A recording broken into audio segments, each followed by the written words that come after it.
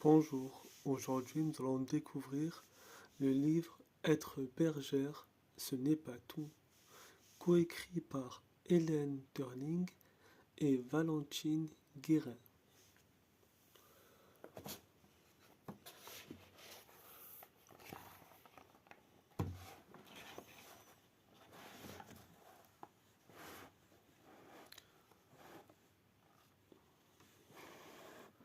Lorsque nous gardons le troupeau, nous faisons plus de 2000 mètres de dénivelé par jour.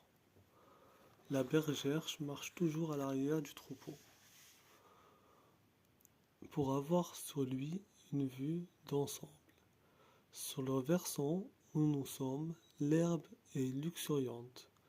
Je suis vraiment surprise, car les brebis partent dans la direction opposée.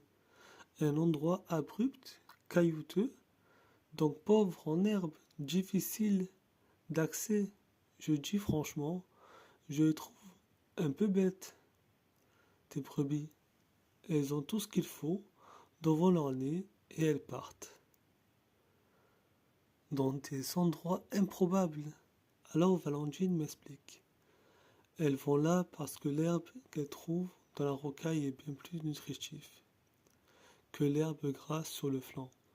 De plus, à cet endroit, il y a des courants d'air et les brebis en profitent. Pour se rafraîchir, elles vont y aller de l'autre côté, vers la cabane. Ne t'inquiète pas, effectivement, quelques heures plus tard, pour se rafraîchir, elles prennent cette direction. Ça alors moi, qui me sens un peu bête d'être aussi ignorante de l'intelligence et du rythme des animaux et de toutes les subtilités de la montagne. Belle leçon de vie et quelle remise en question. Cette aventure est une véritable source d'enseignement.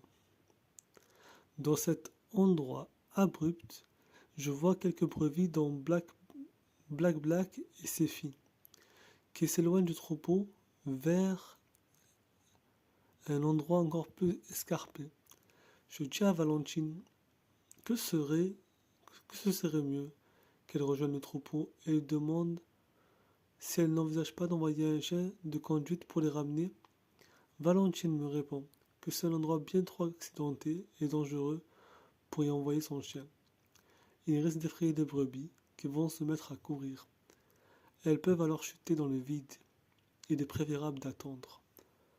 Il faut juste régulièrement vérifier qu'elles tournent la tête et voient le reste du troupeau. Alors, elles le rejoindront d'elles-mêmes. C'est ce qui arrive finalement. Voilà, c'est la fin du petit extrait. Voici une petite image d'illustration.